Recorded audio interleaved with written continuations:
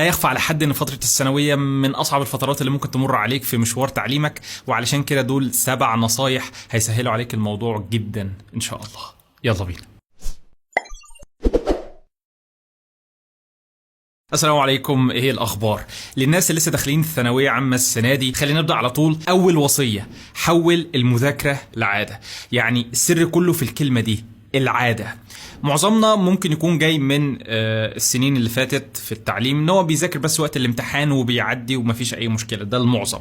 لكن السنه دي ما ينفعش انك تعتمد على النظام ده، لان الموضوع مش هتشد حيلك شهر ولا حاجه وتزنق نفسك وتلم الدنيا. لا، الثانويه العامه هي ماراثون، ما هواش سباق سرعه، فانت لازم تكون عامل حساب الفتره الطويله. وعلشان تتجنب المشاكل اللي بتحصل في الفتره الطويله ديت، اللي هو انك بتشجع شويه علشان تذاكر، تقعد تأنب نفسك كده، فتبدا تذاكر شويه حلوين وبعدين تريح فترة كويسة وبعدين ترجع تاني تأنب نفسك، فتخليك في دايرة مغلقة، والمحصلة في النهاية ان مفيش فعلا انجاز بيتم. عشان كده مهم جدا انك تحول المذاكرة لعادة.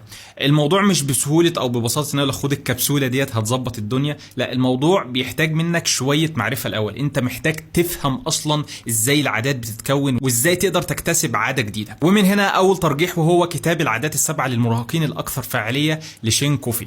الكتاب ده يعني انا ما اقدرش اوصف قد ايه هو غير في حياتي وحسن حاجات كتيرة جدا، وساعدني ان انا اذاكر اكتر واذاكر بجد والموضوع ما يكونش تقيل عليا، وساعدني ان انا يعني غير وجهة نظر الحاجات كتيرة. الكتاب ده انا قريته في فترة الثانوية برضه، فارجح وبشدة لازم تقرا الكتاب ده في البداية، لازم. والموضوع ما يقتصرش بس على قراية الكتاب ده، لازم تطبق اللي انت بتتعلمه. الكتاب مهيأ لينا او سوري ليكم، اللي هم الشباب اللي في فترة التينيج او فترة المراهقة. يعني تتفق او تختلف مع المسمى، يعني الفترة ديت مدعم بقصص وبصور وبجداول وباكسرسايزز. هتستمتع جدا بالكتاب. يعني قد يبدو ان الكاتب دافع لي فلوس علشان ارجح الكتاب ده، ولكن الكتاب ده رائع، لازم تقراه. لو مش لاقيه في العتبة او في القاهرة او في مكاتب جرير او في المكاتب في الخليج، نزله PDF واطبعه. لو انت مش بتعرف تقرا على الكمبيوتر باي صوره، اقرا الكتاب ده. دي اهم نصيحه في ال7 على فكره. ال7 وصايا بتوعنا دول، دي اهم واحده. وخد بالك ان اكتساب عاده المذاكره هيوفر عليك المذاكره الدكاكين، اللي هو كل شويه تذاكر شويه وبعدين تريح، تذاكر شويه وبعدين تريح. لو عامل زي اللي بيسوق عربيه بيدوس بنزين فرامل، بنزين فرامل، مش هيروح لاي حته. لازم تفهم ازاي احنا بنكتسب عادات جديده. اقرا الكتاب ده، العادات ال7 للمراهقين الاكثر فاعليه. النصيحة التانية: ازاي تحافظ على حماسك. how to stay motivated. يعني مشكلة كتير مننا برضو اللي هو انك بتبدأ متحمس جدا هتكسر الدنيا، وده يحصل لك بعد الفيديو ده، ان برضو هتتحمس بعد ما تتفرج على الفيديو ده، ولكن بعد يومين الدنيا بتروح خالص، ان انت خلاص بتكسل بتريح. خليني اقول لك ان مش صح انك تعتمد على الحماس فقط، او الحقيقة مش صح انك تعتمد على الحماس خالص، لان دي حاجة وقتية وبتيجي على فترات متباعدة، مش مضمونة، لا يعتمد عليها. انت محتاج حاجة اقوى، حاجة صلبة فعلا تضمنها، حاجة وقت ما تحتاج زقة تلاقيها. محتاج حاجة احسن من الحماس، وهي الاهداف. ازاي تحدد اهدافك صح. انت محتاج عصا غليظة كل ما تيجي تكسل تفتكرها فتقوم. حرفيا الوضع كده بالضبط، لان كلنا بنكسل، كلنا بيجي لنا اوقات مش عايزين نعمل الحاجه دي، بس ايه اللي بيخليك تقوم وتعمل الحاجه دي؟ هو ده الهدف الذكي. وعلشان كده بعد الفيديو ده في فيديو ازاي تحدد الاهداف، او ازاي تحدد اهدافك بذكاء، سمارت جولز، هنسيبه لكم تبقوا تتفرجوا عليه علشان تعرفوا اكتر عن الموضوع ده. فخلاصه النقطه دي، ازاي تحافظ على حماسك. مش لازم تحافظ على حماسك اصلا، لان ده شبه مستحيل، ولكن لازم تحدد اهدافك، الاهداف الذكيه. واتقانك للنقطه الاولانيه اللي هي بتاع العادات هيساعدك جدا في النقطه دي. النصيحه الثالثه: اتعلم تاخد بريكس. يعني يمكن دي حاجه الكل بيغفلها، ان انت لازم تاخد بريكس، لازم تستريح. يعني الموضوع بقدر اهمية المذاكرة. المذاكرة شيء مهم، انك تاخد بريكس شيء اهم. ليه؟ يعني اي ماكينة في العالم بتحتاج انها تاخد وقت علشان تبرد. ما ينفعش انك تاخد طريق 1000 كيلو بالعربية مرة واحدة، لازم توقف العربية كده تبرد شوية من السخونة اللي بتتولد فيها من قطعها المسافات ديت. انت كذلك، انت اولى من العربية، انت محتاج استراحات اكتر. وعلشان كده لازم لما تيجي تذاكر، مثلا انت هتقعد تذاكر ساعتين، ما تقعدش الساعتين كلهم على بعضهم، لازم تقطعهم. 25 دقيقة مذاكرة و5 دقايق بريك او استراحة. تقوم بقى تفرد ظهرك، تطرقع ظهرك، تبص من البلكونة. المهم ايه؟ ترفرش نفسك كده وترجع تاني 25 دقيقه او 25 دقيقه او 5 او ما يعرف بتقنيه البومودورو تكنيك. برضه هنسيب لك فيديو عن الموضوع ده ان شاء الله في نهايه الفيديو ده. لازم تقطع جلسات المذاكره، يعني المذاكره الناتجه عن 4 جلسات 25 دقيقه اكتر وافيد 10 مرات من ساعتين متواصلين. انت في بدايه الساعتين بتبقى مركز، ولكن بعد مرور نص ساعه هتلاقي تركيزك تحت الصفر حرفيا، انت بتقرا والكلام مش داخل دماغك اصلا. فالتقنيه دي من احسن التقنيات اللي ممكن تفيدك في موضوع المذاكره. كمان انت محتاج استراحه كبيره، يعني مثلا لازم تحدد يوم في الاسبوع او نص يوم تفصل خالص عن المذاكره. لازم تفصل نفسك تماما عن الموضوع ده، لازم تدي لنفسك فرصه انك تاخد نفسك.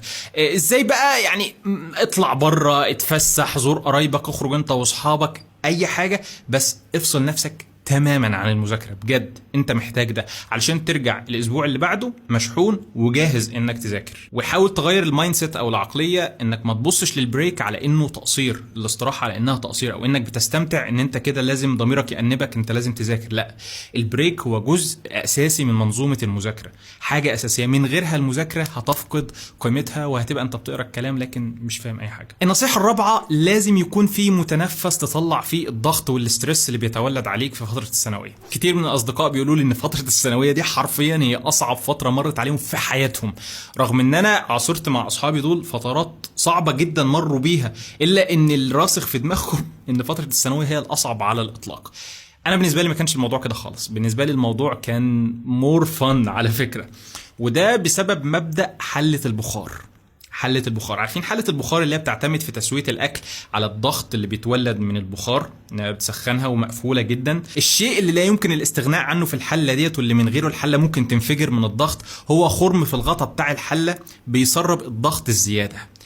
انت لا مؤاخذه في فتره الثانويه العامه عامل زي حله البخار. الثانويه بتولد جواك ضغط بقى من المواد ومن الاهل ومن المستقبل ومن المجتمع، الدنيا كلها بتضغط عليك الصراحه. فانت محتاج متنفس تطلع منه الضغط ده، محتاج حاجه تطلع، معلش في كلمه، القرف ده.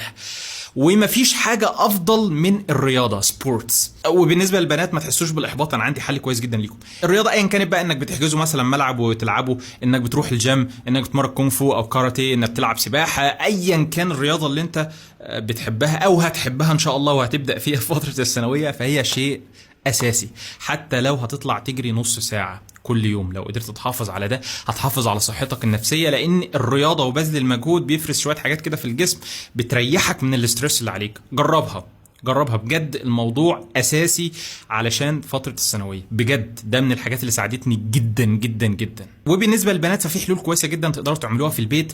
في تطبيقات كتير تقدروا تعملوا من خلالها تمارين، زي تطبيق يو ار يور اون جيم. افضل تطبيق انا جربته صراحه، هو التطبيق ب$4، ويستحق انكم تشتروه على فكره. $4 اللي هم مش هيتخطوا 70-80 جنيه، فالموضوع يستحق، لان بيبقى في واحد بيصور فيديو وبيوريك الموضوع كأن الكوتش بتاعك واقف معاك. لكن في تطبيقات تانية ببلاش ممكن تجربوها برضو لو $4، يعني مبلغ لا يستحق انكم تستثمروه في حاجه اساسيه زي دي، بس انا بالنسبه لي يستحق بجد. لازم يكون في متنفس، لازم يكون في فتحه كده نسرب منها الضغط الزياده. اوكي، الوصيه الخامسه، جرب تذاكر بعد الفجر. يعني يمكن اكبر المشاكل على الاطلاق لطلبه الثانويه هي لخبطه الوقت، لان الدروس من هنا لهنا ممكن يكون في مسافات طويله ما بين مدرس ومدرس، انتوا بتقضوا حياتكم تقريبا ما بين الدروس، فبترجع اخر اليوم لو عندك وقت فمش بيبقى عندك طاقه اصلا انك تذاكر او تراجع، يا دوب بتاكل وتنام وتخش في نفس الدوامه دي تاني. علشان كده مفيش حل بمثاليه انكم تذاكروا بعد الفجر اللي هو قبل المعجنه دي كلها. لو انت مش لاقي وقت، لو انت دايما في وش عندك ومشتتات كتير، لو انت مرهق ومكسل ومش عارف تركز، الوقت ده خيالي، الوقت ده غريب جدا والله، فيه بركة وتلاقي نفسك كده ربنا فاتح عليك والحاجات سهلة والمذاكرة يعني جربوها بجد، الموضوع يستحق جدا. انا عمري ما حسيت بالصفاء الذهني والتركيز قد ما كنت بحس في الوقت ده. وريفرنس بسيط جدا، لو انتوا كنتوا مسهرين وجيت قبل الفجر بساعه كده قلت انا هسهر لحد الفجر واصلي واجي انام، الساعه اللي هي بتبقى قبل الفجر دي النوم عمال يخبط فيك بصوره غريبه، ان انت بتلاقي نفسك النوم كابس عليك، حد بيشد في جفونك كده عشان تقفلها. بتروح تصلي الفجر وترجع تلاقيك صحصحت مش عايز تنام. الوقت ده غريب جدا، مش عارف بقى في حاجه في الجو، في دراسات اتعملت على فكره على الوقت ده بالذات. الوقت ده فيه بركه، وفي حديث عن النبي صلى الله عليه وسلم فيما معناه ان البركه في الناس اللي بتصحى بدري. تمام، فالوقت ده فيه بركه، والساعه في الوقت ده حرفيا بساعتين في غيره. فجرب تذاكر بعد الفجر. الوصية السادسة، جربوا الاستادي جروبز او المذاكرة الجماعية. يعني يمكن دي تكون فكرة غريبة ومستنكرة ان حد بيقول لك ذاكروا سوا، لان غالبا بينتهي المطاف بالبلاي ستيشن، او ان احنا نقعد نحكي ونقصص ونسيب المذاكرة خالص. لكن المذاكرة الجماعية هي حل غاية في الروعة لواحد ممكن يكون بيكسل بيسوف محتاج حد يشجعه، فانتوا تشجعوا بعض، وهتكون فرصة رائعة انك تكتسب مهارات مذاكرة جديدة من اصحابك اللي معاك، او انك تتعلم ازاي تحفظ جزئية معينة، او ان حد يشرح لك جزئية معينة انت مش فاهمها، او مثلا انكم تتفقوا من ان كل واحد يشرح للتاني جزئية، يروح يذاكر مثلا علشان المرة الجاية هو اللي هيشرحها. ومفيش طريقة افضل لتثبيت المعلومة عندك انت زي انك بتذاكرها علشان هتشرحها لحد تاني. دماغك في الوقت ده بيشتغل باسلوب تاني خالص، بيساعد على تبسيط المعلومة علشان تشرحها للناس، فده بيساعدك انت اصلا انها تترسخ عندك ما تنساهاش خالص. ففي خير كتير جدا في المذاكرة الجماعية، ولكن لازم تكون محكومة. وكنا عملنا فيديو ربع ساعة عن ازاي فعلا تقدروا تحكموا الموضوع ده. لازم يكون في رولز ولازم يكون في قواعد علشان نتجنب ان ما ينتهيش بينا المطاف للبلاي ستيشن. تمام، فجربوا الموضوع. ممكن تتجمعوا في بيت واحد فيكم، او ان انتوا تروحوا كوركن سبيس منتشرة جدا، او مثلا كافيه هادي وتروحوا تذاكروا سوا هناك. جربوا الموضوع يستحق التجربة. انا جربته وكان يعني فروتفول او مثمر جدا. الوصية السابعة والأخيرة، اقروا الدرس قبل وبعد شرحه. يعني قد تكون دي أهم وصية بعد الوصية الأولى. الوصية الأولى بتاع العادات، فاكرين العادات السبعة المراهقين الأكثر فعالية؟ صح كده، صح شوية. الوصية ديت يعني رغم بساطتها اللي هو تقرا الدرس قبل وبعد الشرح، إلا إنها يعني فاصلة مهمة جدا. انا عارف ان انا قلت مهمة جدا كتير، بس حرفيا دي رقم 2 في الاهمية. ليه حاجة ببساطة الموضوع ده مهمة جدا كده؟ هقول لك. انت لما تقرأ الدرس اللي المدرس هيشرحه، قبل ما هو يشرحه بيتكون عندك تساؤلات لنقط انت مش فاهمها او مش مستوعبها، مصطلح جديد، كلمة جديدة، فكرة جديدة انت مش مستوعبها. فلما تروح للمدرس ويشرح بقى الجزئية ديت، انت بتدور على اجابات للاسئلة اللي اتكونت عندك مسبقا اثناء القراية قبل الشرح، فانت بتكون مركز قوي وبتكون بتدور على اجابات. فده يعني بيساعد في ترسيخ المعلومة اولا، لان اوريدي انت عندك تساؤل، وكمان بيساعدك انك تكون مركز ومنتبه لانك بتدور على الاجابات دي. تمام، نيجي بقى لبعد الدرس. انت دلوقتي خدت الدرس روحت، ليه مهم بقى انك تقرا الدرس تاني وتاخد عليه ملاحظات؟ يعني الموضوع اولا ناس كتيره جدا بتغفله، وناس كتيره شايفه ان هو مش ضروري، لانك بعد الدرس مباشره بيكون دماغك لسه فيها المعلومات الجديده المكتسبه، ولكن هي في الذاكره قصيره المدى. فانت علشان تثبت المعلومه لازم تقراها كمان مره. وفكره انك فعلا بتكتب ملاحظات او بتكتب انت ازاي فاهم النقطه ديت بترسخ المعلومه اكتر، وبتساعدها انها تثبت في ذهنك بشكل اعمق وتتربط كويس، ما تطرش كده زي البنزين. لان اي معلومه جديده احنا بناخدها عامله زي البنزين اللي بتحطه في ازازه مفتوحه، لو ما قفلتش عليها البنزين ده هيطير. المعلومه الجديده لازم تقرط عليها، لازم تقفل عليها. علشان كده ساعه ما تروح، انا عارف الموضوع بيبقى صعب وتبقى شايف ان هو مش ضروري، طب ما انا فاكر كل حاجه اتقالت، لكن علشان فعلا تثبت المعلومه دي فتره اطول لازم تقرا الدرس مره كمان بعد ما تروح. الموضوع حرفيا ما بياخدش 10 دقايق او ربع ساعه ماكسيموم، لكنه مهم جدا جدا جدا. اوكي يا شباب، دول كانوا السبع وصايا اللي هم خلاصة عصارة التجربة وخلاصة عصارة قراية الواحد في حاجات كتير. فسريعا كده، اول وصية لازم تحول المذاكرة العادة، ويمكن اهم ريفرنس في الموضوع ده هو كتاب العادات السبع للمراهقين الاكثر فعالية.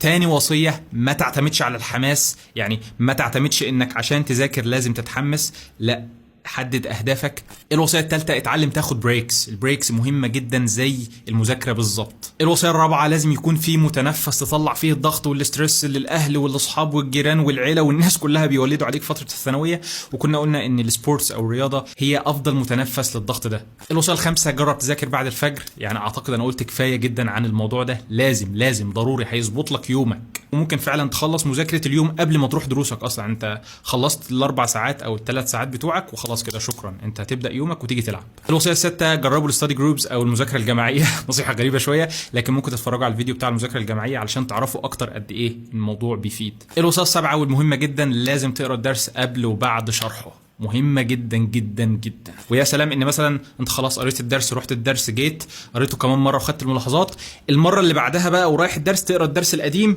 والدرس الجديد، القديم والجديد، كده انت من غير مذاكره كل درس حرفيا ذاكرته 3 مرات. انت متخيل الموضوع ماشي ازاي؟ حاجه بسيطه جدا لكن اثرها عظيم. اوكي، نتمنى ان تكونوا استفدتوا من الفيديو ده وربنا يوفقكم جميعا. وعلشان نعلن عن الناس اللي فازوا بالجيف اواي بتاع 3 مليون سبسكرايبرز، هتلاقي اساميهم في الديسكربشن تحت الفيديو، يعني الفاوتشرز بتوع ستوبرك. فتشيك، ممكن تلاقي اسمك تحت، لو لقيت اسمك تشيك الايميل بتاعك، شيك على الايميل هتلاقينا بعتنا لك الكود وتفاصيل اللي تقدر من خلالها تشتري من ستوبرك ببلاش بقيمه الفاوتشر يعني.